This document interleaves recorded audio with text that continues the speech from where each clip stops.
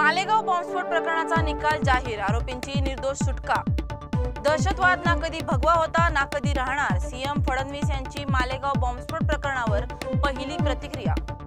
कबुतरांना खायला घालणाऱ्यांवर दाखल होणार एफआयआर, उच्च न्यायालयाचा निर्णय। मालेगाव बॉम्बस्फोट हे हिंदूंना बदनाम करण्याचे एक षडयंत्र आहे, किरीट सोमय्या यांचे वक्तव्य। ब्लिंकिटच्या डिलिव्हरी बॉयजचं कल्याण पूर्वेत काम बंद आंदोलन, शेकडो कर्मचाऱ्यांनी काम थांबवले।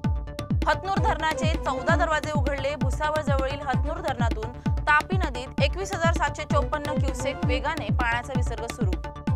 नागपूरच्या शालार्थ आयडी घोटाळ्यात एसआयटीने केली मोठी कारवाई, शिक्षणाधिकारी रोहिणी कुंभार आणि सिद्धेश्वर काळुसे यांना अटक। भारतीय रेल्वेचा सर्वसामान्य नागरिकांसाठी मोठा निर्णय, नॉन एसी डब्यांचे प्रमाण 70% वाढवले। मुंबई कृषी उत्पन्न बाजार समितीमध्ये भाज्यांचे दर घसरले।